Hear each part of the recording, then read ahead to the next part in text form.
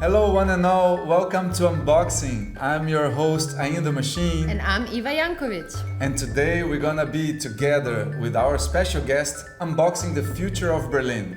Now our next guest is known for radiating sunshine. She's a networker and a super connector.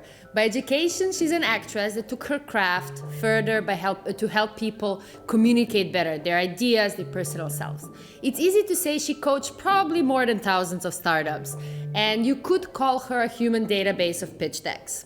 But even more importantly, she has initiated numerous communities to help people come together and collaborate. Among that, also co-founded political parties, has her own startup in the dating realm. She's a mother of two. She's the most famous Berlin pitch coach. She is die-hard Deutsche Bahn user, and she is a beloved community member of betahaus. Please welcome Bianca Pretorius. Oh, that was so nice. Bianca, we always ask our guests to bring one object that represents them as a person or as a professional. So I'd like us to tell what did you bring and to describe it for the people who can't see it. So nice for the listeners. Yeah. Okay, I have this object. It's very soft in your hand. It lies in your hand. It cushions with your hand. yeah, It does. That's what it's built for. It's For you who's listening, don't get too excited, literally. I think the manufacturer could have like the same thing. So it's a clicker. So Diego and Iva asked me, like, it needs to be professional, maybe also promotional. It's the one thing I could not live without. So this is a presenter. You've all used it before because you put this in your computer and then you can click your presentations. Since I do a lot more with pitch decks, you also have to click it.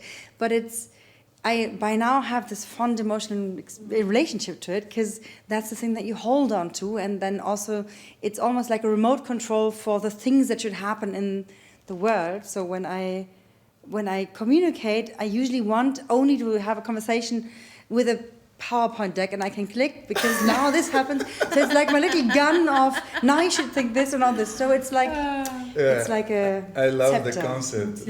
We could create this technology, no? Bring your presentation with you wherever you go. Imagine the guy on the bar have this kind of virtual presentation, just going click, click. Yeah. I would be on a date and be like, okay, that's my trauma. That's this. This is my I don't know, my ex-boyfriend's blah blah. So it's it's a great object, and so it's personal and professional. And I should have shares on this company because I've bought a lot of them. Amazing. And can you make a sound with it? Yes, and it's gonna be sexy again. But that was I didn't buy. I built it. So the important sound is this. Okay. This is all the one that you felt before because you've used it all. And the one that is actually a sound is this. And you would be surprised how many people are like, this clicker doesn't work. And like, dude, you have to put it into the computer, otherwise it wouldn't. And these are like tech people and like, oh yeah, you're right. So yes, if it didn't click before, it won't work. There's something that I love about music, mainly playing music live, which is it demands us to be present in the moment. It's impossible to play music live if you're not present in the moment. And that's something that I find very special about it. And that's what we're gonna play now. I'm gonna create a beat here using the sounds of my body and voice. And then you're gonna join me playing your clicker. Yes. And Eva playing her object. Okay, I'm gonna start and you join me later. You can put the headphones on. Okay, yes, definitely. Thank you, Eva. Exactly. You're very welcome. So I'm gonna start doing a kick with my chest.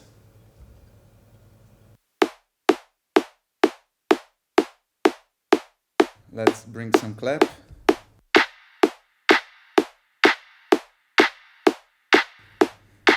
Now. Bass. Let's do some bass.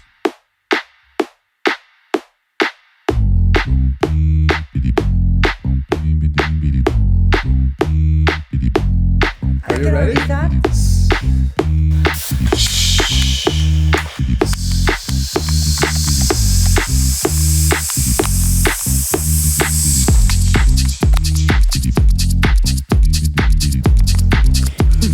Next slide, please. Next slide, please. Next slide, please. Next slide, please. Next slide, please. Oh, can I add one more? You want Next to add slide, more? please. Next. Wow. 2. Next slide, please. 1, 2, 3, 4. So can you all see my screen? So can you all see my screen? Next slide, please. Next. So can you all see my screen? So can you all see my screen? So can you all see my screen? So can you all see my screen? So can you all see my screen? So can you all see my screen? So can you all see my screen? Next slide, please. Next. Next slide, please. Next slide, please. So can you all see my screen? So can you all see my screen? So can you all can you all can you all can you all can you can you can you can you can you can you can you can you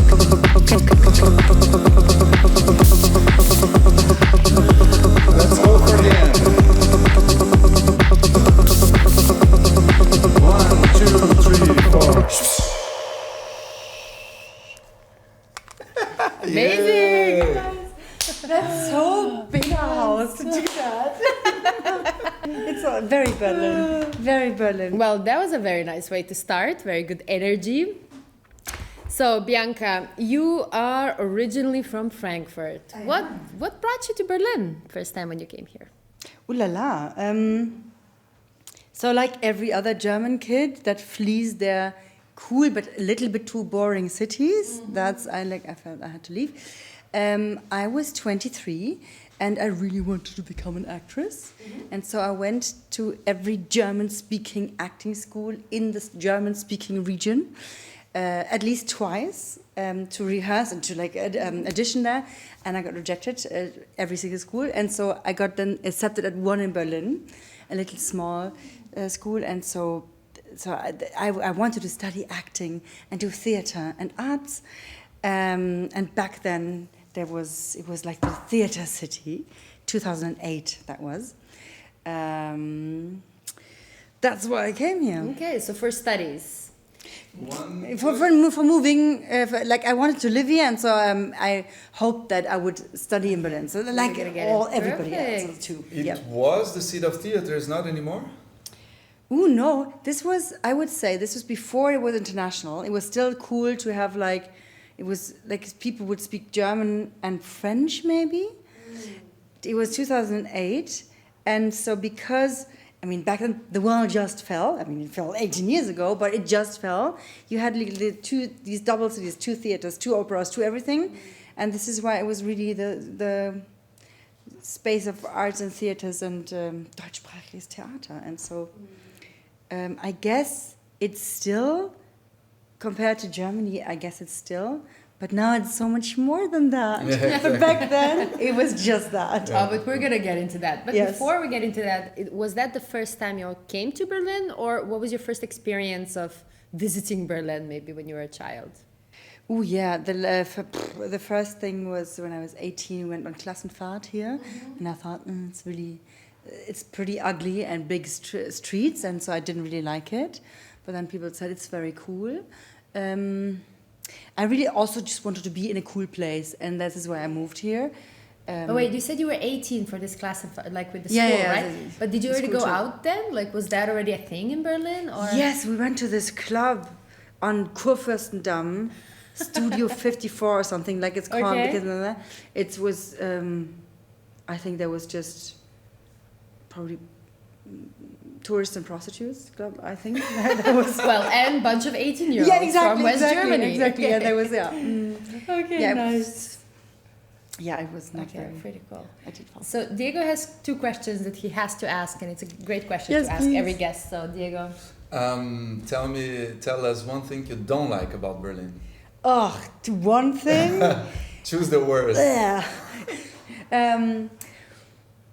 Whenever you sit in the bus, you always smell there's somewhere pee or somewhere puked themselves, and there's the old smell of old pee and old caca.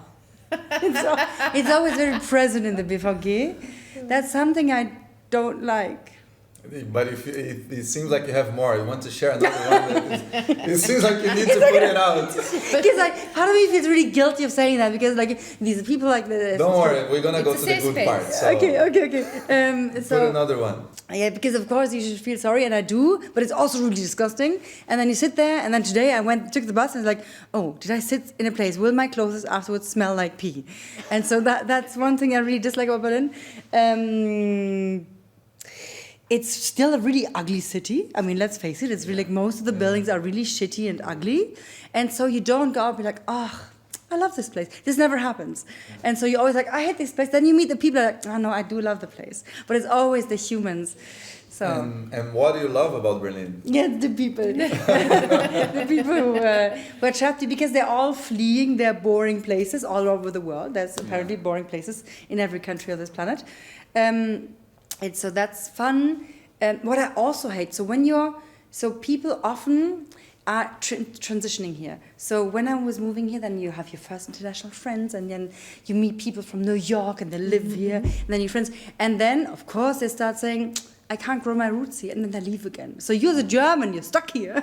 And then everybody comes and leaves and had their Berlin chapter, and you're like, so what am I to you? I'm just a chapter. I'm a transitioning. So that's really hard. So I can understand that. It's something that it's hard. Yeah. We all experience that. So. Am I just a character in your Berlin chapter? Yes, exactly. Yeah. So P and being a character in your chapter. And the thing you love is the people. The what? The thing you love about Berlin is the people. It sounds so cheesy, right? Oh, that's most of what I love. No. I used to love the crazy, like when you're a student and you have no money, it was really dead cheap at some point. That was fun because you felt like you could do stuff. That has gone. But that vibe is cool. I love. There is not much more to love apart what the people are doing. Yeah, and the people and the consequence of these people being there. Yeah, I guess that's like a really boring philosophical statement of mine to say. No, but not at all. Not at all. Yeah. It speaks to the character of the city. I think we need more and more to value the love for the people. Like, it's like. Yeah, the chances that the conversation that you hit on the bus stop or on the wherever you are more likely to be interesting compared to when you have the same conversation in. Don't need to say it. Yeah. You might know if you have clients there, if the government wants you there too. Yes. Okay, but I have a question about your story, like what brought you, we know what brought you to Berlin now, but what brought you into this like startup ecosystem, right? So you're an actor by trade or by profession, and it's obvious what values you could translate from learnings of the craft of acting to being able to present, communicate, pitch, even perform in meetings. But what gave you the idea to go into this? This is a story that I love to tell because it's really moving until this very moment to me. So I said that I always would audition to these schools and I wouldn't get in. So of course, 23-year-old Bianca was really traumatized by being rejected. So I have a ton of experience how it is to really suck talking on the stage. Yeah, so I know how that feels. And so when you are sitting in this audition, you see the other people doing their auditioning, and then you see, I don't know, one girl going on stage, and from the first second you know, oh, that's going to be interesting. And there's another person going, and from the first second you know, oh, that's going to be shit. So I did this undeliberate study of what makes it interesting that people can speak on stage or not. And then I went to Berlin, finished my study here, learned that there's a reason why I got rejected, because I'm not very talented as an actress, but it took me a few years to realize that. And so then I was invited to this, it was 2011, so it was, nobody knew what a startup was back then, and also I didn't know, and so I was invited. Back then I was like an actress and a little bit of a political activist, and so I was invited to this network called Sandbox, and then there was a dinner of like social impact entrepreneurs on this table giving pitches, and they all sucked, and then they say I have a lot of jobs to do. Exactly. So there was one American girl who really did a fantastic job in pitching, and everybody was like, yay! And then two non-English speakers were pitching, and they were like, rah, rah, rah. And I was like, oh, I know how this feels. And then, of course, their stuff was a little bit more interesting, and so I thought, okay, I can help them. And then I offered this to them more as a joke, like, I can fix you, because it looks like a monologue. And that was my enlightening moment of I want to do that. Super cool. I love this stuff. It's I know how it feels to suck. Yeah, I mean, compared to them, I was like expressive and emotional. In the theater world, I'm like head fogged and like really analytical and not in your emotions at all. So there's ranges. Yeah, it's amazing. Everybody finds their audience. Yeah, you found a place where you can win an Oscar, right? That's called innovating, man. Yeah. Knowing your spot in the market, that's what I would say. Yeah. I love it. Good market fit. Nice. Thank you for sharing that. I wanted to dive a little bit deeper in one thing that you shared, which was you were invited to this network called Sandbox. So you mentioned people as one thing you love about Berlin, and now the network. Is this something that you notice Berlin particularly is known for, like facilitating network, connecting people, or is that something that you experience elsewhere too? No, sadly nowhere, and everybody's trying to recreate it. I mean, in every city, and again, all my clients in other cities, I love you, and they're all trying to build networks, but it's very hard to build them because in Berlin, everybody is not from here, so they're hungry to meet people. In most other cities, people also are grown up there, or like, so the hungriness is not the same. And this is why I would say Berlin has lots of interesting communities, and every trend always starts in Berlin like in Germany, for a reason. So back then the network has just that I ran into people that I'm at a dinner table where there's another person that's like interested in life and interested in creating something new and thinking forward and innovating, and that's kind of this mindset is more often present in the city, and that's what makes it so enjoyable for a hungry mind to be in. Another cliche sentence you can put on a t-shirt, but yeah. Does it answer the question? It does. I'm still a little bit curious on what do you see your role is in those networks, right? Like I see you as an absolute super connector. Like I feel if there's, especially after all of your experience of all the startups you coach, like I cannot imagine, how many solutions and how many people you met for that. So what do you see as a role of us as individuals in networks like this? Like how can we contribute, enhance, like where do we come in? Maybe also for somebody who might be coming new to Berlin, like where do they start? Like what do you think it's the... So where do they start? They probably start at a place like betahaus and like where people come together, and then they have to have this one moment where, because the beginning I didn't know anybody, and I also didn't understand what they were talking about. What is entrepreneurship? What's a startup? What's a cap table? For fuck's, I don't know.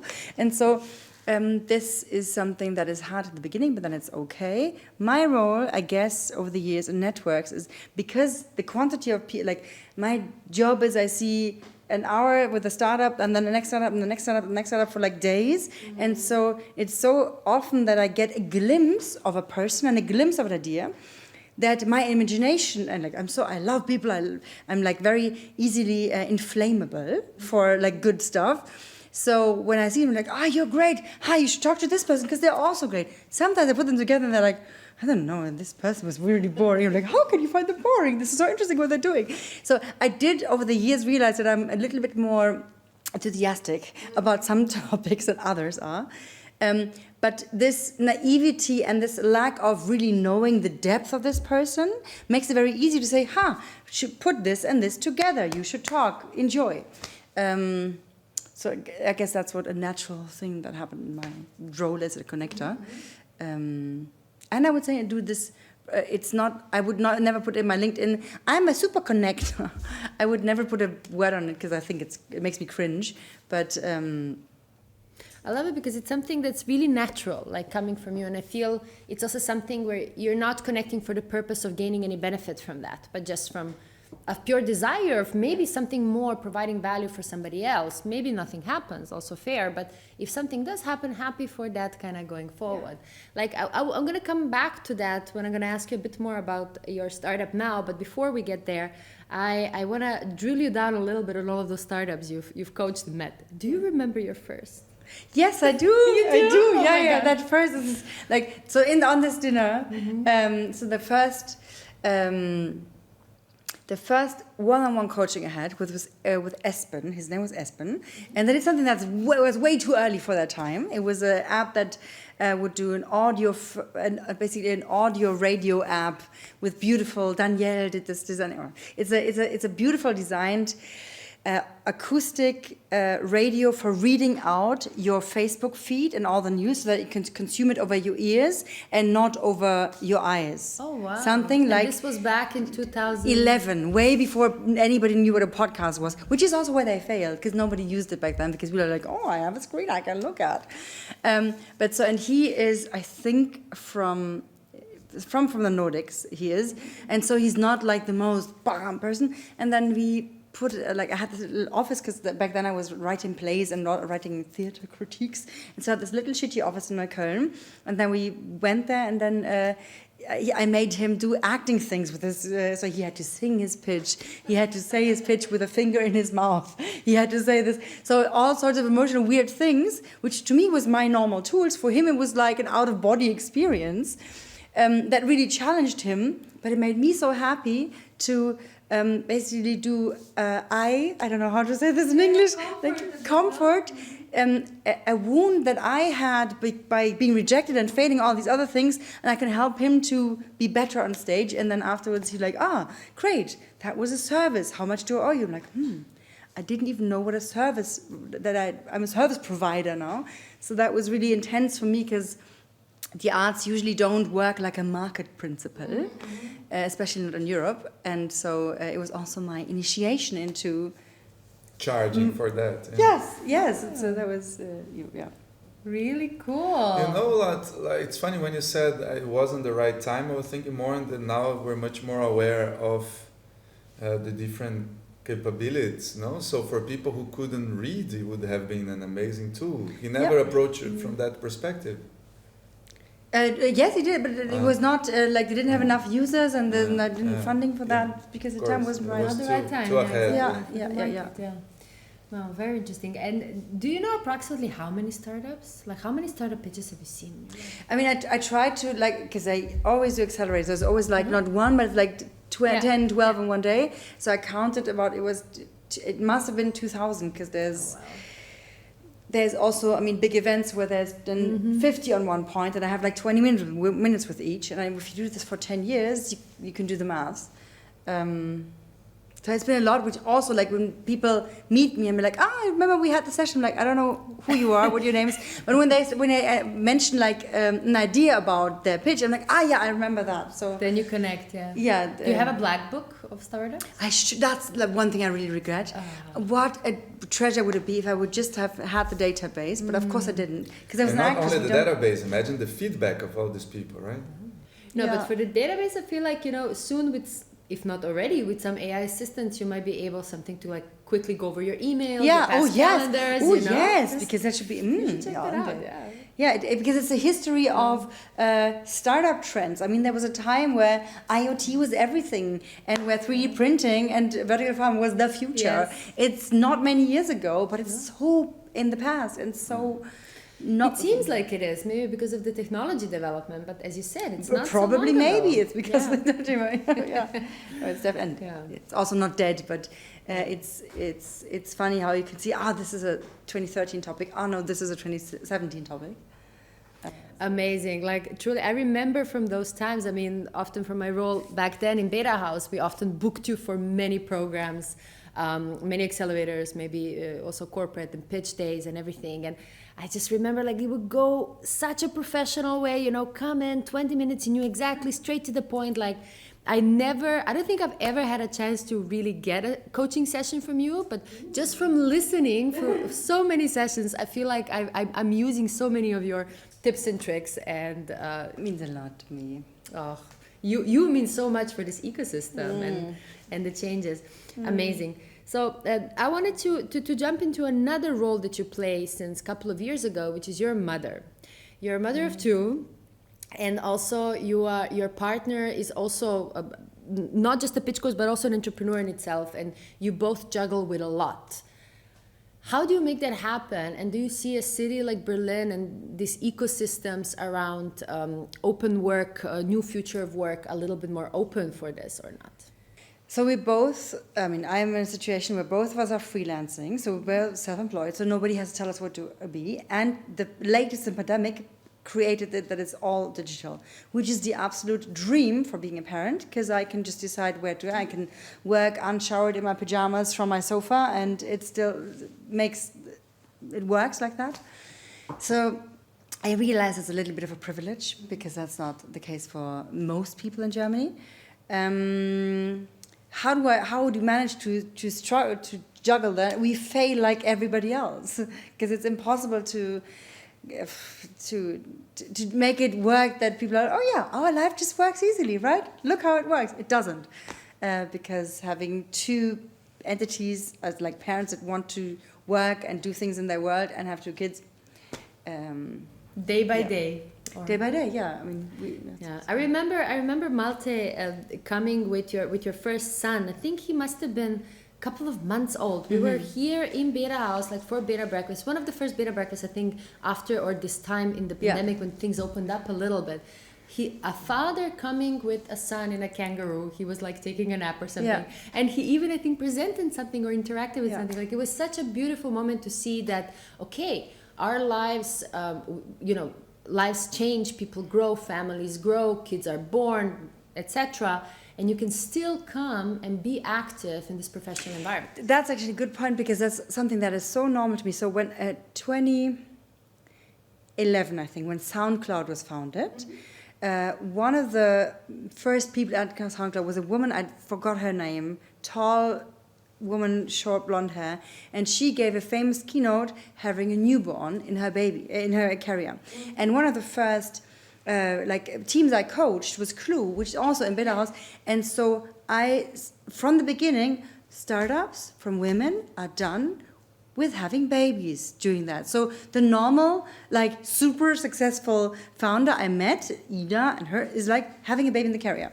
So to me, it was always when I have a baby, I will do work and give keynote speeches. That's what you do, having a baby. And so only later, 10 years later, I found out, that was so intense for them to juggle both of it.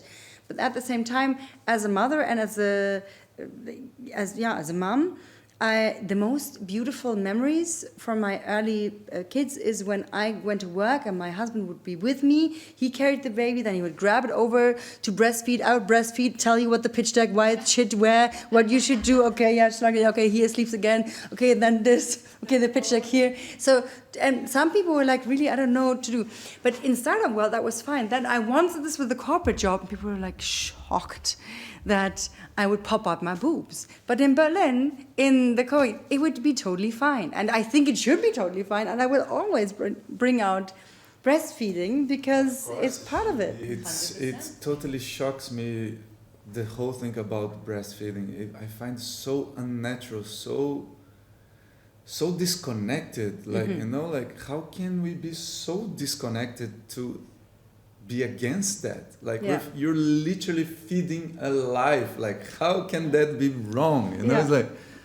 It's the crazy minds of people. I was once sent out in a shop at Kurfürstendamm. I was breastfeeding my son, and she's like, I don't want to see that. I think it's disgusting. In Berlin? In Berlin. And I was on hormones, so I cried. It was a 20-year-old. She told me that she doesn't like to see that, and her mother also had her, and she did it always at home.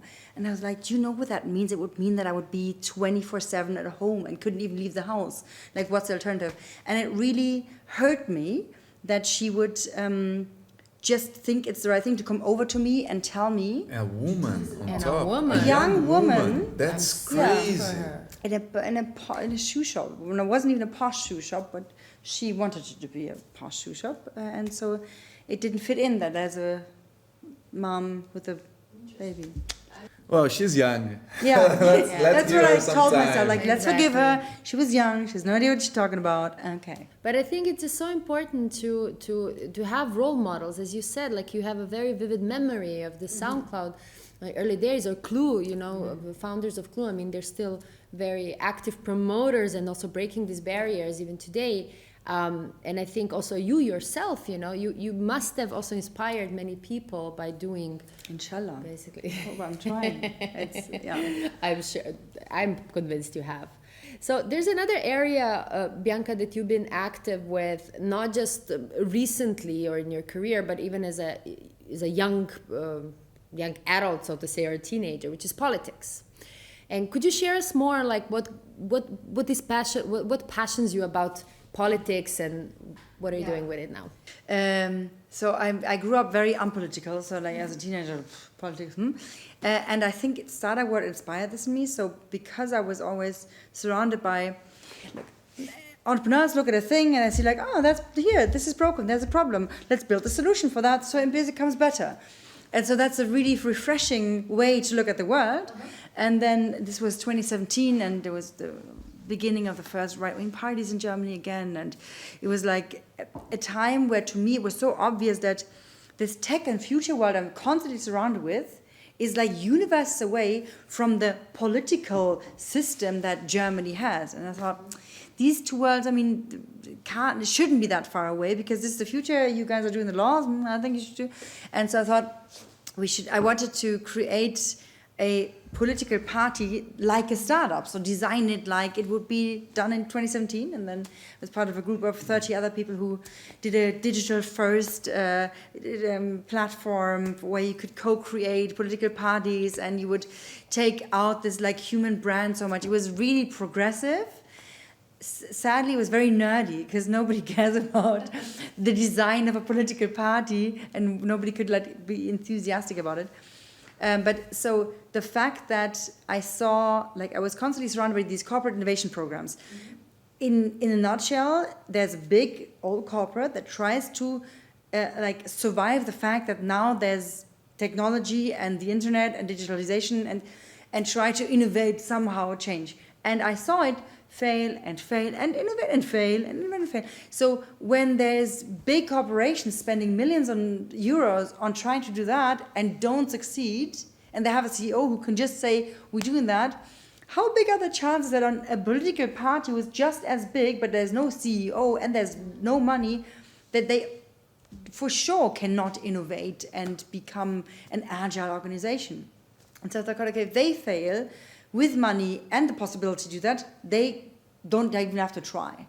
So there's a space that we have to build a startup and like do a new thing that can grow from there. So that was the obvious thing for me to do. So it wasn't like because I felt the injustice of ABC. It was like a technical nerd thing that I thought that must be here. And this is how I went into that. And then from there I realized, oh, there's injustice. Oh, there's this. Oh, there's this. And then I ended up founding another political party and ran for the European Parliament in a very fun campaign with Yanis Varoufakis and Pamela Anderson at the same time. That was. I remember they were that. both together with you? Yes, there was a summer in 2019 where I was on the ballot of 80 million people in Germany for the European election, and I was a candidate on a pan-European party, DiEM25.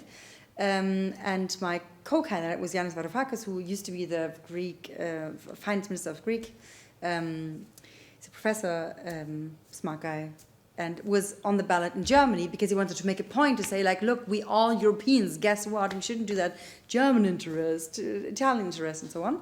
And Pamela Anderson happens to be a close friend of Julian Assange, happens to be like in that DiEM25 crowd, and she's Pamela Anderson. She could be Kim Kardashian, but she chooses to be an environmental activist. So she has actually. I didn't know that. She's a fantastic person, and she's really politically active and really radical almost in this. And so yeah, she's great. And so we went around the country and tried to get people behind the Green New Deal, and it was intense, and it was also successful, but also showed in the end that in my bubble everybody knew about it, and in my bubble it worked, but outside there's this bubble, and then it didn't work out, and so and I could totally see not, because German representation with the Greek, and then Pamela Anderson on top of that. I mean, she was I love the diversity. I'm not saying that I wouldn't vote for that, but I can totally understand that it didn't go forward because you should have been David Hasselhoff, you want to say. Yeah, that would have worked. David Hasselhoff. Yeah. True. But it's harder because, like, for my startup thinking, one of the 25,000 reasons why it's really hard to innovate in politics is you can't convert a click in a buy for a startup works. You can't convert a click into a I'm gonna then take out the ballot and do the cross somewhere else. It's a very much more complex process to change somebody's habits versus to have click on buy. And so people knew about it, but they didn't do the step to actually then make this cross there. Yeah. And are you still active in politics? Are you still involved in any party or any? Yes, very much. But the people that I used to be like, I got a little bit of a shitstorm because I'm now. So this was very progressive parties and on the left spectrum, which I also support most of it. But then in the pandemic, so we have time, right? I can tell the whole story. I always think I have so much to say. I have to hurry up. This is the illness of a pitch trainer that you feel like you have 2 minutes, go. Should I put a timer? Would you feel? No, please don't. Okay. So in the first party thing was 2017. We were on the national ballot, and we had 16 in all the small Bundesländer in Germany. It was a full-fledged, difficult to build national party. And then the European elections are a little bit more simple because you run in one national thing, so you had one national list. But then on the day of the election, we were in this, will we get a seat? Will Janez Varoufakis be in the parliament for Germany? And they're it didn't go enough, which was a really difficult day for me because on that day I got so many messages hey, I voted for you. And then the fact that the votes weren't enough, I felt like I personally failed all of these people that voted for me because I could have worked even harder to maybe get more press or get more that it would have worked. And so it was a really hard day to realize not one of our party got into the parliament. And I still believe it could have been a little bit of a start of a revolution. But because its appointment hit, that was sad. But on this night, there's then this graph that you see on the TV, which is, this has this percentage. And then there's the gray Balkan that says Sonstige, which is diverse, all the rest small parties, and we're part of the small parties. But 13% of all voters voted for one small party, and 13% is as much as SPD, the highest party, got on this election. So I thought, 13%, there's the market potential of 13% of people who would like to vote for alternative parties. This would all be wasted for the Bundestagswahl because there's this 5% threshold. So then I spent the pandemic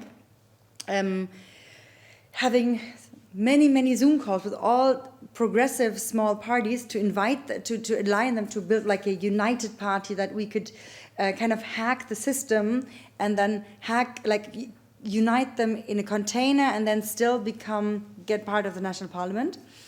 Which then in the end also didn't work because nobody wanted to give up the brand because no, I'm progressive but I stand for this and you're a little bit this. So it was a very sad story of left collaboration under politicians on the left side is often but so the main thing that we campaigned for in that time was the Green New Deal. So it was the time where Fridays for Future started and Greta Thunberg was there, and it was the time when for many people and also for me the penny dropped, the climate crisis is a real thing. I was surrounded with sustainability startups, but in my naive head, I always said, that's an ecological topic. It's also important, but it really didn't dawn on me that it's as extreme as it actually is. And so and I thought, we have as Germany or as Europe, we have to do something about it. But it doesn't really do any difference if the left don't even want to combine for the bigger cause, why do I even spend time to try to improve on the left side? Let me go and join the Conservative Party. And so I went to the other side of the spectrum and joined the Conservative Party and when this is entrepreneurial activism, because I built a party in order to replace the big ones. This is intrapreneurship. So inside the CDU, I founded the now biggest and only climate think tank inside the Conservative Party. So Klimaunion is the name of it. And so it's an inside think tank to enable a conservative narrative for climate crisis in order to as a voter, not have to choose and vote for the Greens if you care for the planet, but that, I can choose whatever I want. The planet is taken care of. That's a very simple term, but that the climate policies cannot be a left topic. They can't be. And in order to do that, you have to enable the conservatives or the liberals to have a narrative that fits their USP. Because if they say the same thing than them, voters are like, oh, that sounds very green, and then they make space for even more right-wing people. So you have to find a narrative that speaks to their audience and also isn't bullshit. And that isn't easy to create. And so that's what we're doing. The startup mindset, right? Because generally who gets into a party, it's for the philosophical visions of the party, right? And you just want to get shit done. So who can help me get shit done? Yes. When you are on the spectrum, they talk about this like, this is the evil one. So like when you're on the ballot for a left party, then there were people that reach out to me like, how can you join this conservative party? How can you do this? I'm like, in order to make a difference, that's what we have to do. So getting shit done means that's a useful way of this is all a hobby. I've never was paid ever for any politics. So this is like a side fun thing to do.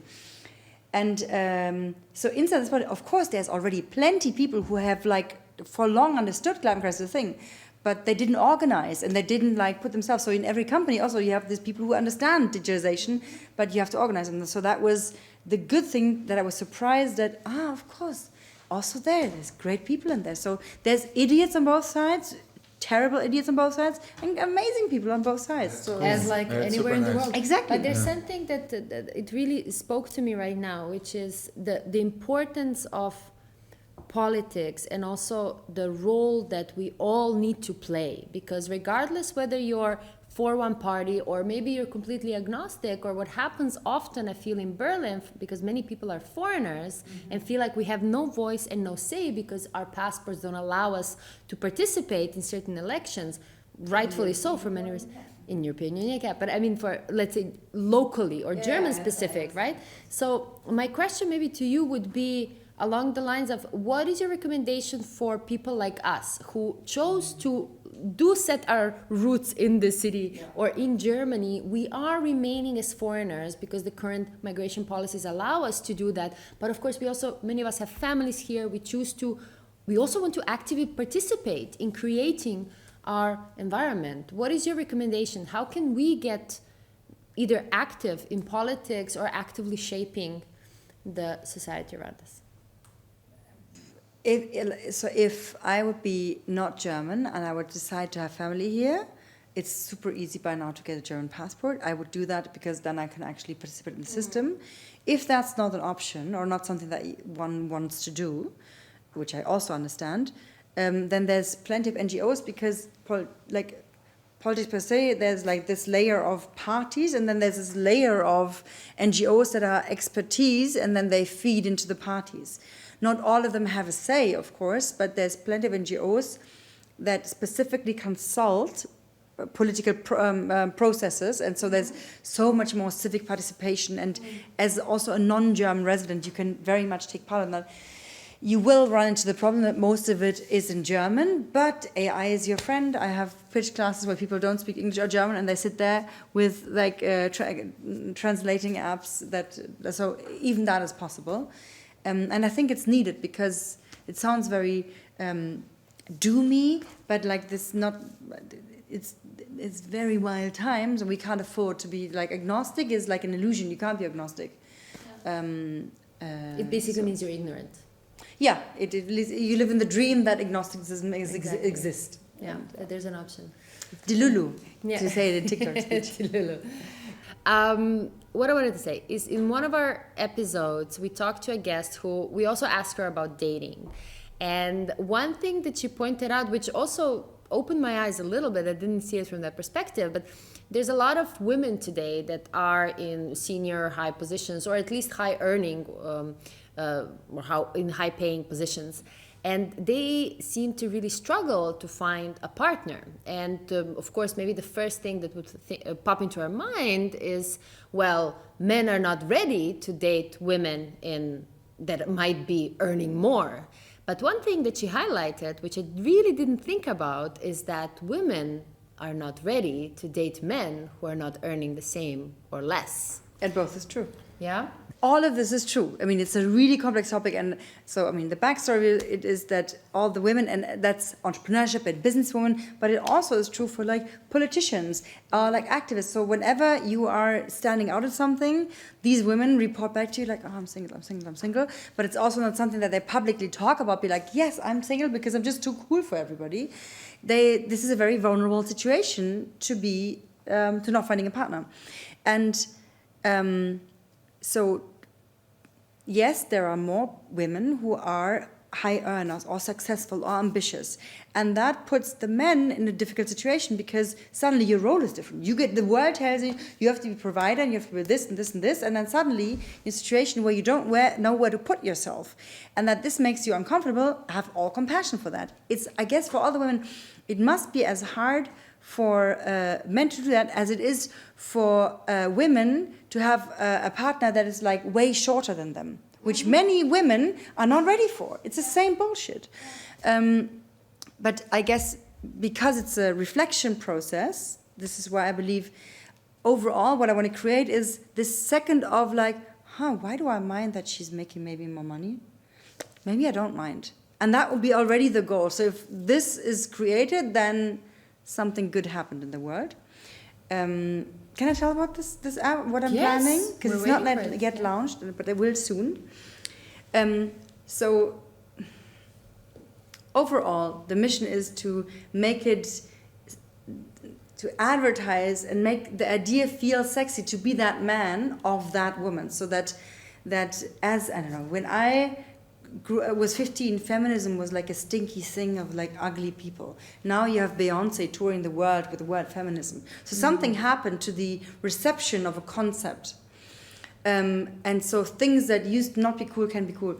And that you are a man, that you're just as good enough, just as manly enough if you don't like buy the house, but if you maybe let her buy the house, or if you maybe don't know what biochemistry is, but she has a PhD in that, and you're not 1 ounce less of a man, that's the thing that needs to be understood. And for both parts, and the women that I talk to, and that also, like the women that this is for, is they are ready to be like, I don't need a provider, I just need somebody to love. I just need somebody who's confident enough to be like, I don't care what you're doing. That's the level of, it's like being at peace with oneself. That's the thing that all the women want. They don't want a provider, and they also often don't want somebody who's even more successful, because there's no need for that. They can be that for themselves.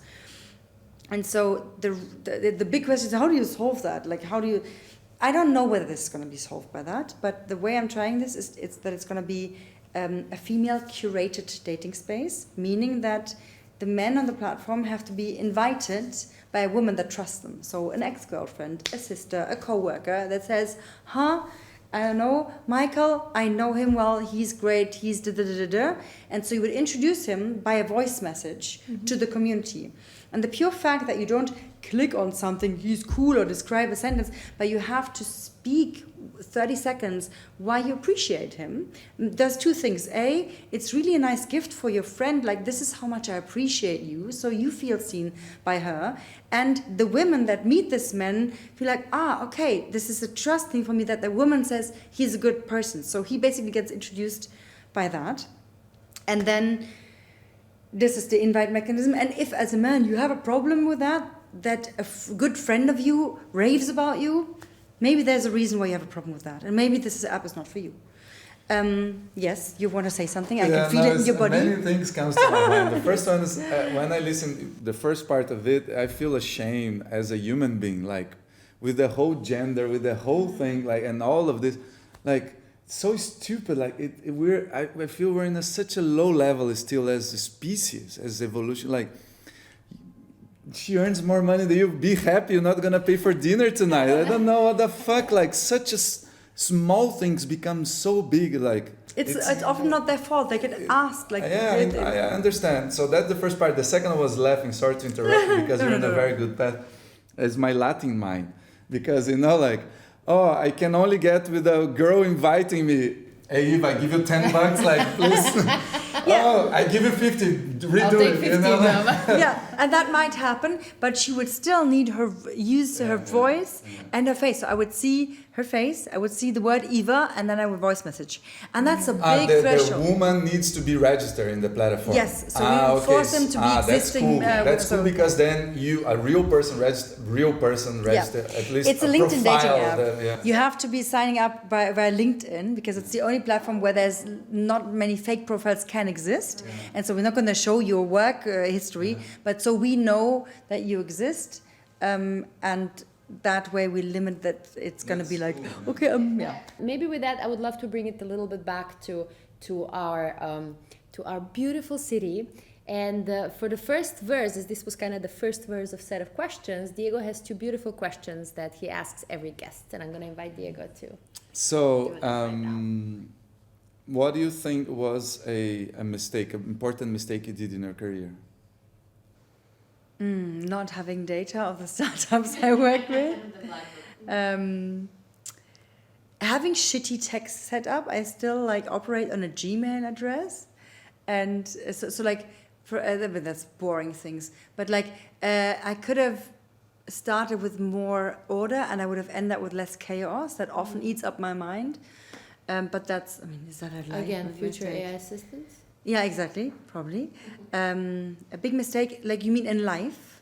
Well, it's more career driven, but it could be life. Anything we can learn, it's positive.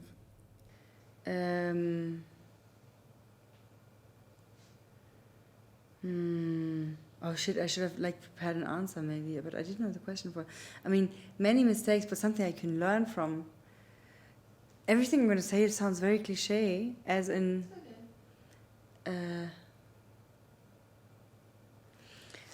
In the beginning, I didn't know anybody and didn't understand anything, which led to me being very creative and openly and did things.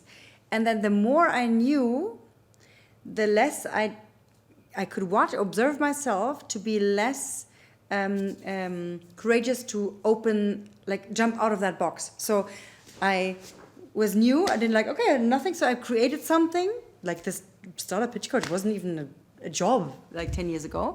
But then once the book was created, but I don't know how to get out of that. Example, I started my career giving workshops that was called How to Sing Your Pitch. So I would have a group of entrepreneurs, and I forced them to be hello, my name is Tobias. And they, in order with to a finger in their mouth. in order to show them, how does it feel for your tongue if I force you to have a vowel a little bit longer so that you can learn to slow the fuck down when you speak? And it was so much fun. But then later, when I was already established, a professional, I had big clients, and I can't do that. It's a bit ridiculous now. And so I watched, I would degrade the old version of myself. And so the more I was already in, the more I felt shy to play against the rules, which is weird if I was the one creating it in the first place. And so, Yeah, I totally get it, but it's cool because it's something that you can change, right? It theoretically, only demands courage, right? Yeah, only courage, only that small thing of courage. But now you're established, so why not? Who else if not you? Yeah, it's another thing. But you asked for a mistake. So the mistake would be to not stay. To stay this famous sticker everywhere, stay hungry and foolish. I guess this is what also is true in this. It's funny, it happens a lot. I can see that a lot in artists, right? What made them famous then, Red Hot Chili Peppers is a good example. They were super fresh, blah, blah, blah, the whole history, 20 years of career. And now the last album was they even said we played again the songs, they were jamming over the old songs to kind of revive that spirit, they went back to the same format of what made them, Yeah. Interesting. What do you consider to be a very good decision you made in your career, or important one? Decisive. Yeah, the best decision is to jump into that world. So the chance of being I was 26 when it's normal for Germans, but I was 26 when I finished my study, and I was waitressing in clubs, and it would have been totally possible that I would be now an alcoholic waitress in Neukölln. That's totally in the plan that could have been my life, and I was courageous enough, maybe just naive because it didn't feel like courageous, but to be like, oh no, let's play around here and stumble in this world, and then be like, oh okay, interesting, and that led to a whole universe of paths, and now this feels like that won't be me, but that could have been in the cards. And so the best decision was to not identify with, oh no, I'm an actress, I came here to make art, so I'm going to try to stick on that path. I'm like, it doesn't work, this is also fun here, okay, let's ditch that. And the courage to ditch it and to not feel like a failure then, that was the best decision that I could have taken. So now let's jump to the questions out of the box. Literally. So please grab this box, bring it to the table so you can share. I think we should more. You can put it there. Yeah. Yes. Open it. So these are questions we took out of famous interviews on internet. Yeah. And they are out of the take box. one and then read yeah, read and then answer. Which everyday sound do you enjoy listening to? This is the sound of comfort and home to me. Oh, wow. Because it's the first sound I remember, I think because my mom would grab something and she has a ring, and so this sound is like... So a ring over like a ring tea over a cup glass, or something yes. like this. Yes. I'm so connected to that, because in my life I never wore rings before until I got married, and then this was one thing that I noticed, like whenever I take a cup, I listen. And what is super cool about that, the video that I did about the accelerator program that you're part of, you're doing this sound in the video. Really? Yeah, I have you making music with doing this Really? sound in the video. Yeah, it's a topic. There you go. Yeah. Do you want to grab another one? Please. Yes, of course. You're so fast at the first one. What was your bitterest defeat? What was your bitterest defeat?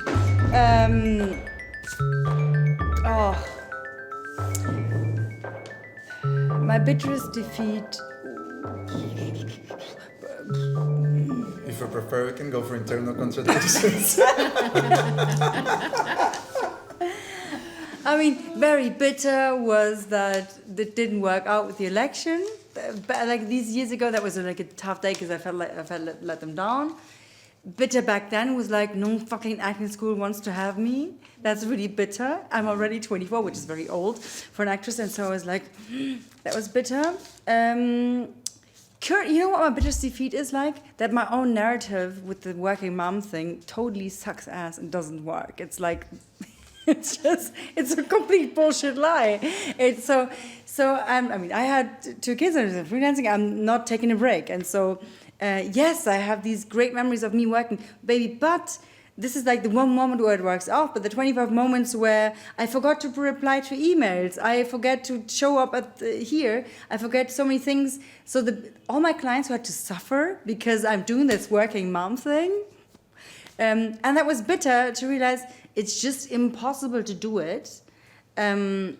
On the same level of performance, let's be Yeah, fair. of course. But I want because you're not sleeping properly. Yeah, but there's if you all take a this kind of picture of you on a stage with the baby doing it, looks I want to tell the story. It's Instagrammable, looks beautiful, Exactly. but reality is Exactly. So my biggest complex. defeat was realizing Instagram is not reality. I guess it's a big defeat. Okay, that was just very healing to talk about it. Actually, to start the second part, I actually have a question from community member Hans.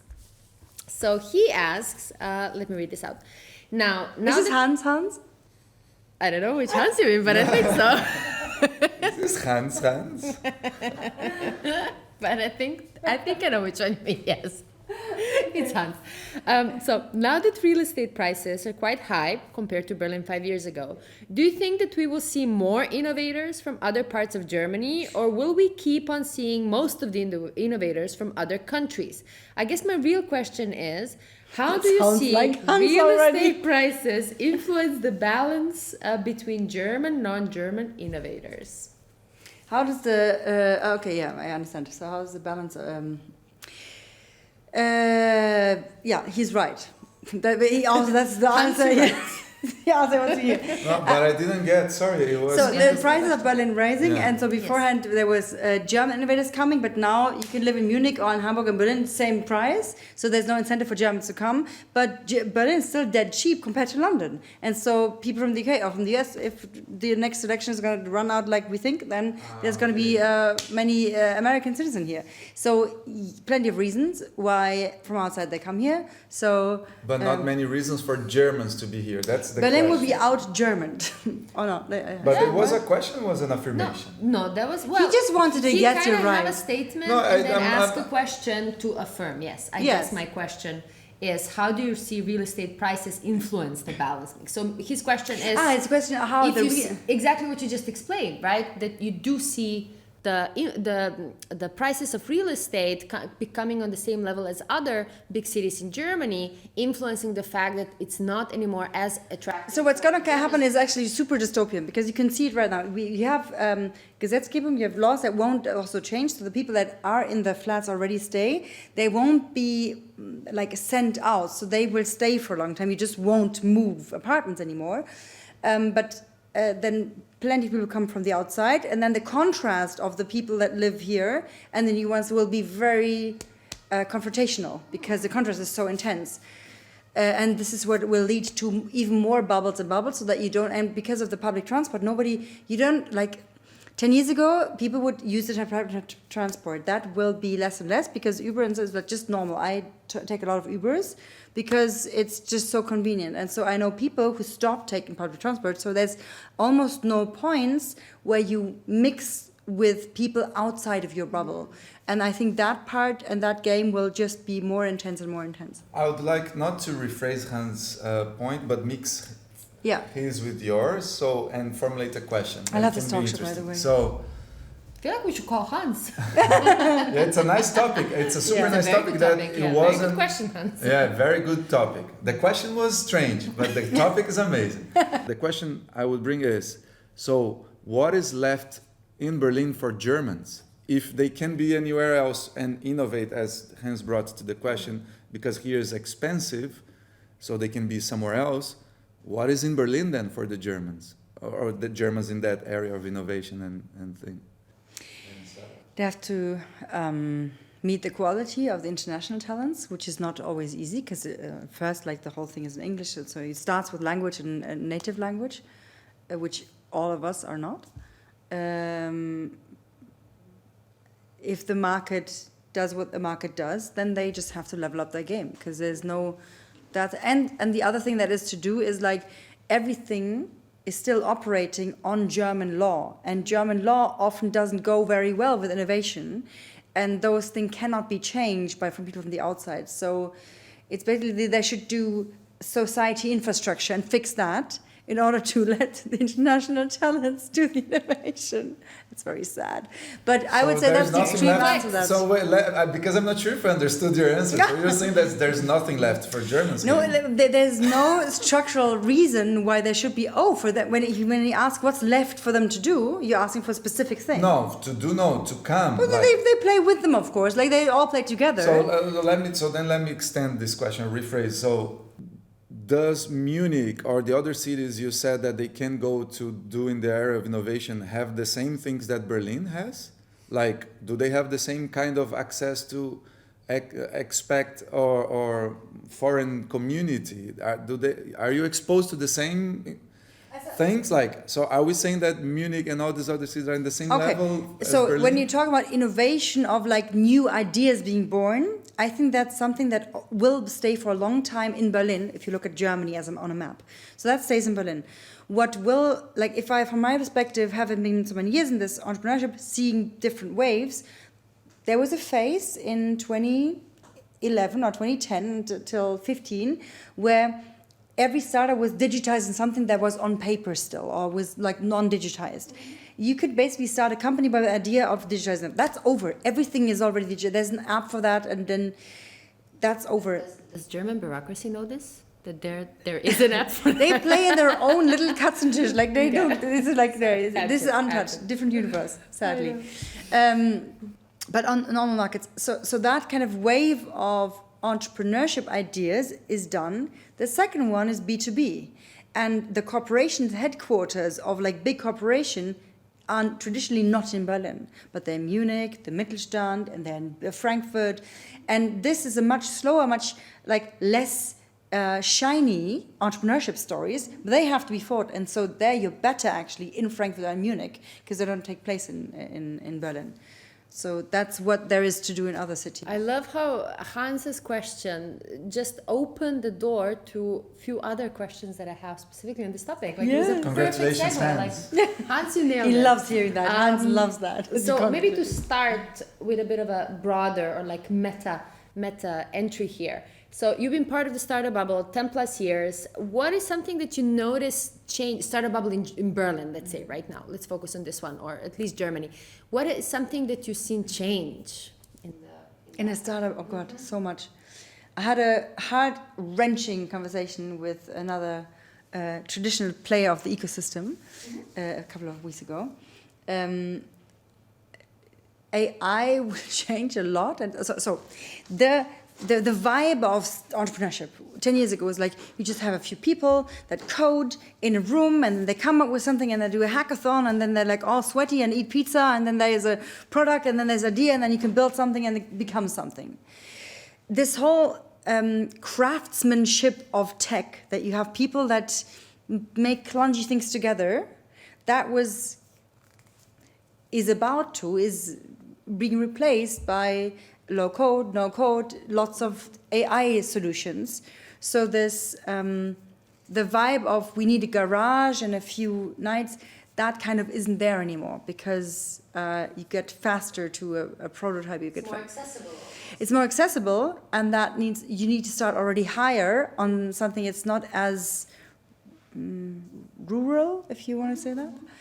And that really changed the vibe of it. Less bulky, less ugly prototypes. There's, I think nobody would now today build hardware accelerators, for example. There was a phase where people were like, let's do hardware acceleration, which is like we can do something small. That doesn't exist anymore because people know it's hard to get that from this Bastel entity into something in the market when you can do most of it through software again. So these things have reasons why they don't exist anymore. So maybe if I could jump in there and get it a little bit more specific. I love what you said, and that's exactly where I also seen some of the changes, and particularly if I think about this acceleration. Mm-hmm. So I feel, and this is my personal feeling and what I've seen, is that 10 plus years ago, or actually not 10 plus, 10 years ago and few years less, because I think acceleration kind of picked up a bit later after those garages started, there was a big need, and there was therefore also a response. There was various programs being built, and also in corporate companies started knocking around that door as well, providing innovation hubs, providing corporate acceleration, etc. Where do you see that today? Because my feeling is that there are things, I see them, I see the impulses, but I'm not sure if I still understand the big need for some of these players. What's your take on that? The need of accelerators? Yeah. Inside corporations or outside corporations? Outside, so it's startups. So really focusing on this like startup, you kind of shared how it changed from this garage. So what changed, so when accelerators started, I think the first one in Berlin was Hubraum. You had programs almost like in school. Here's business model canvas. Here's this tool. Here's how you build a pitch. If you don't know today how to build a pitch or to use business model canvas, go do your homework, get some YouTube session. Yeah, Google it. Exactly. So the whole part of here's your tools, you'd be stupid to do that again. But then, so this is why accelerator programs don't really know what to do, because the one thing that it still needs is like, I need humans to bounce off my ideas, to get feedback, to mingle around projects, because you can't just, I'm just gonna watch a YouTube playlist to see what I'm gonna do, and then I'll have a startup, voila. So the part of, you still need a space where people bounce off their ideas. This is what needs for acceleration, so it's more like a Petri schale or a cooking dish. And one of the problems is when you design those programs, and often when they're public, you have to lay out a program, and then somebody says yes to that doesn't necessarily know much about that. And if you don't have that program, then you won't get the grant, but then the program itself won't make sense because the people don't actually need it, and then they sit through these sessions and we're like, why do I need to be here? And so that I've seen, of course, a lot. But individual and peer-to-peer coaching is always going to be needed, but really pointy, and that's harder to put and design into a program because it's harder to design a program where everybody needs individualistic pieces. So maybe then connecting that specifically to corporate innovation, right? But that so could be a thing. It could be an AI for that. If you have like a GPT that is like source to what do you actually ChatGPT could do that probably. What do you need as an extra for your company, and then you find out this specific. Where's the match? Coaching. You mean like a yeah, matching like that you platform. find out as a young entrepreneur that you find out what is the next thing that you need to do the next step for your company, which is what accelerators are I'm for. sure you could build that with small GPTs. No, it shouldn't be that. But what I wanted it to shouldn't be that ask- hard, and that's exactly what shouldn't be that- changed that's to the accessibility, ecosystem, yeah. because things are less hard now, which is great. Much more enabled, but there's yeah. a part of me that's like, it's But over. that leaves us questioning what else do they need, right? So my question is, if we think about now corporate acceleration programs or corporate mentoring programs where they're looking to work with startups, what do they still have a purpose and a role in today's accessible, enabled ecosystem, and what is that purpose and role? Like, I have my opinion here, but I want to hear yours. It's a tough question, because the first question would be like, do all corporates need to work with startups, or do they need to work innovatively? And this resource of innovative thinkers is just like more densely existing in startups, and it's quicker to work with them instead of upskilling and reculture your own people. Love it. Mm-hmm. And that's what they would do. So it's like it's a mindset transfer that you're trying, but that also is needed, I guess. So when they were rushed, 8 years ago, they were like, we have now digital is the new normal, and we have to digitize. And that felt already like, we have to hurry up to digitize. Now AI came, it didn't came just out of the box, but for many people, felt like, suddenly it's there.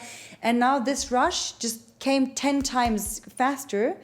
And so it's the same trying to change. But by now, the narrative that isn't true anymore, like 10 years ago, it was like, there's no innovative people in corporates. But now there's many innovative thinking people into corporates, because you can study entrepreneurship, you can study innovation, and you've also many people who used to run a startup, and then now they joined the corporate. Mm-hmm. So this vibe is already existing inside the corporation. So it's actually less need to come to Berlin to work with startups, but Berlin will still be the place where the density, the amount of people who are interested into thinking outside the box is just, from the numbers, more than in the other cities. So to come here, to get your head washed and to go back is still correct, because you cannot go to Munich and get your head washed and get a new idea.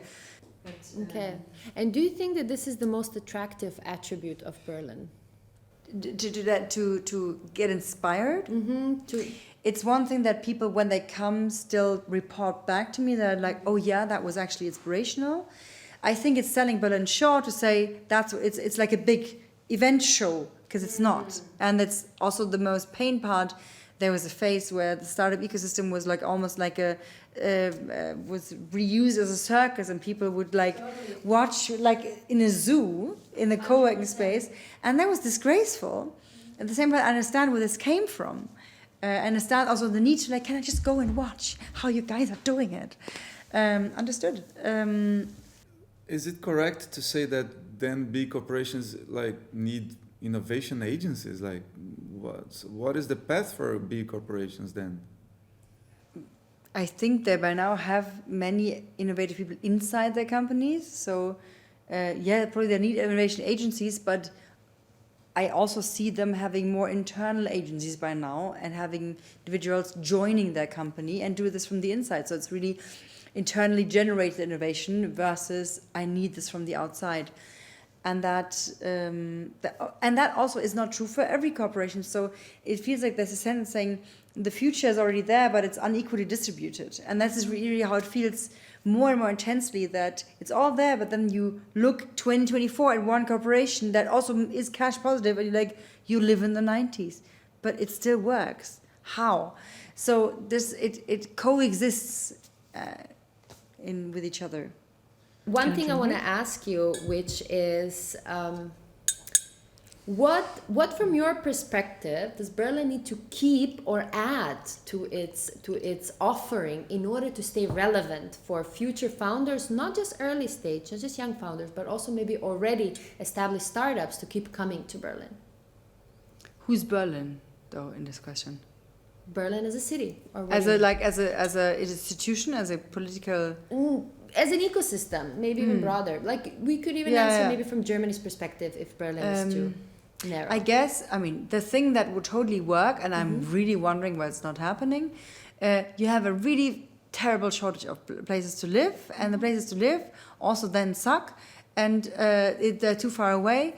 But if you would, the co-living has never really picked up. There's not like one big like co-living space. It's only these half-ass solution where you feel like you're getting overcharged for like a serviced apartment, and then you have a IKEA kitchen in the middle, and this is your co-living experience. But if somebody would design a really nice co-living village, people from around the world would flood here because everybody's craving community. And if Berlin would be that city that also like that would fit to the branding, if they would transform a big building, not like a pilot project with like 20 people or 100 people, but like a village piece that you could stay for a couple of months, and also even be family friendly, bring your kids, something that is not only touching on people between 20 and 30, because that again comes with then the party part, because it's also the time where you party. But innovation comes from people that are also sometimes in the 50s. So if you allow it to be intergenerational but professionally focused, and have a innovation Erasmus, that you stay there for a year with your family, that could happen in Berlin, and that would solve so many crises at once, and that I don't understand why this was not built yet.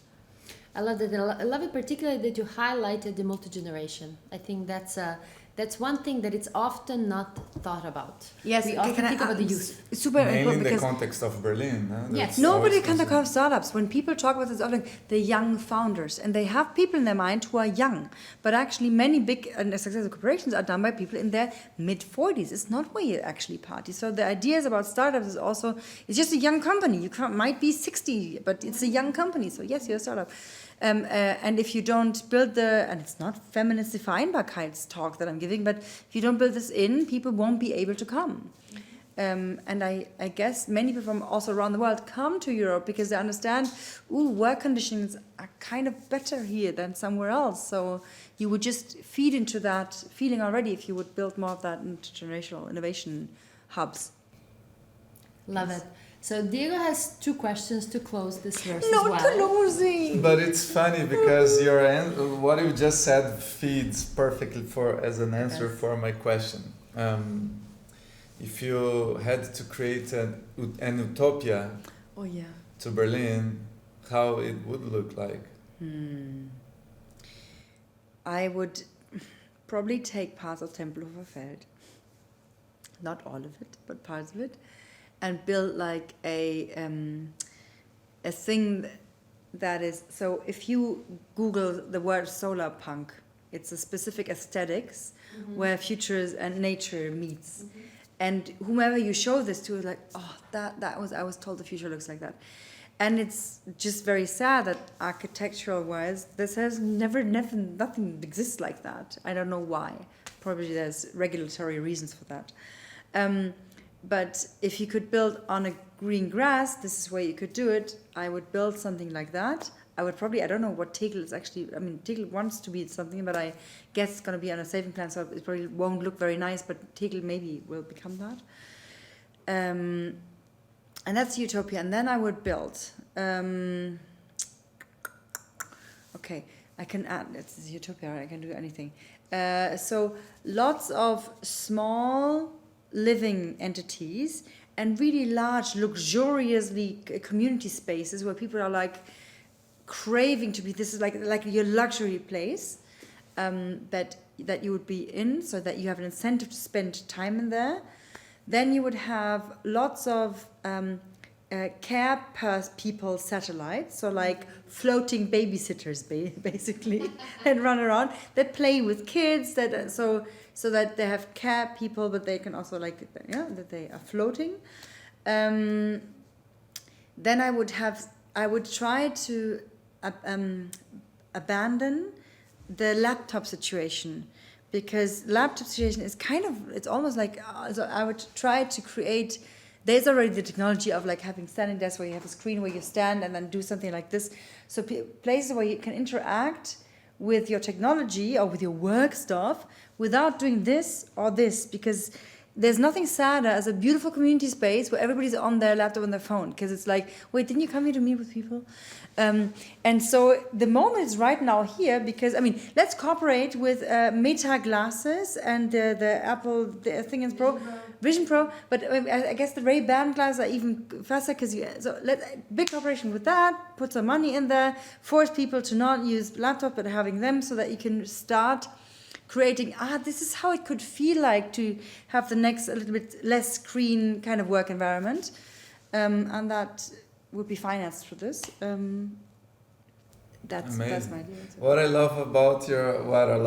I find super funny about your utopia is that people still work, you know? Like you have babysitters flying, and my mind was, what the moms are doing this utopia? Are they in front of the computer, because I thought you would describe there's this whole community space and people would be partying every day because there's nothing better to do in this life. But that's your work. We're gonna jump now to the next section of the show, which we call A Joy Shared is a Joy Doubled. This is our guest book. Every guest has left a review or a feedback. Like a rating, like a 5-star rating. A feedback on their participation in the show, and they also left a question for the next guest without knowing who is gonna read. So you can read the question and then answer it. Oh, where is your heart full? Ooh, it's a nice one.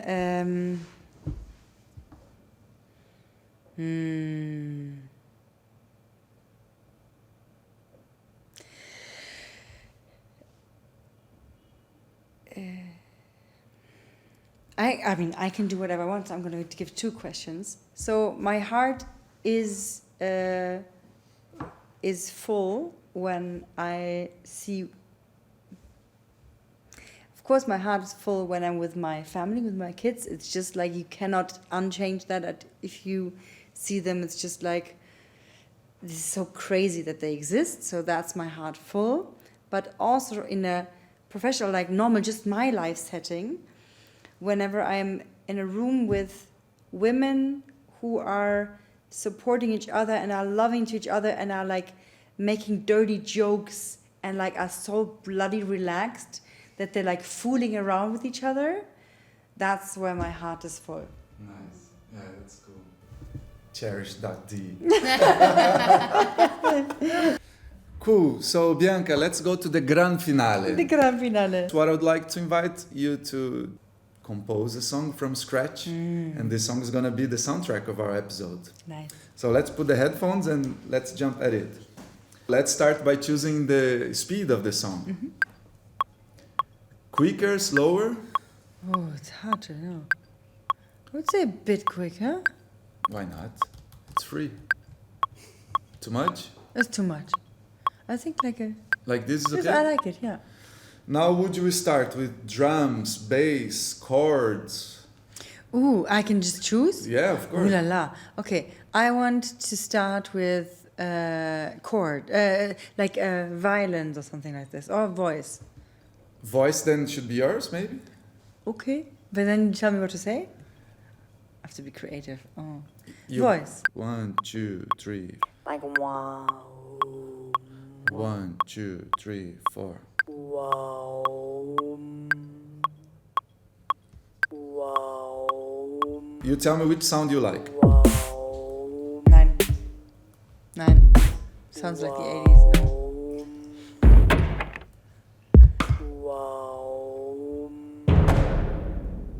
This one, like this clapping thing, it sounded like a community clapping. Yeah. And this you like? Like the Lumineers. Do you know when they were... You like this? Together that? Yeah. It sounds like in a big hall. Yeah, exactly.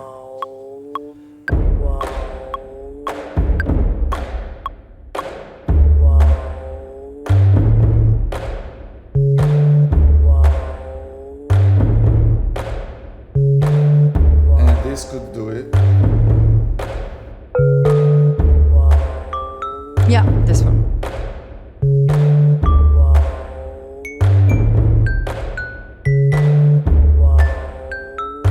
More melodic or more Yeah, like... more melodical, but and faster after each other. Yeah. Yeah? Okay.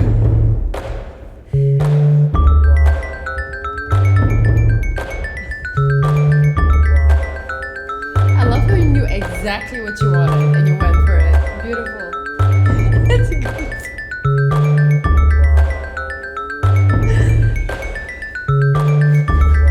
It's a good song. Okay, now that we have this, That's exactly what I wanted. I'm glad that we got everything you wanted. So please now grab the second box. Thank you for taking the time to make the song. No, of course, we're here to serve. No, bring it up. Yeah, Yes, bring it up. I will. It's heavier than the first Yeah, one. so Ooh la take la. one object for you, take one instrument for you, and pass the box to box? Iva. Ooh. I love the surprise. It's always different. Ah, is it? Yeah. And I am always with the leftover. Okay, so let's go. I'm gonna bring a new element that I think it's missing.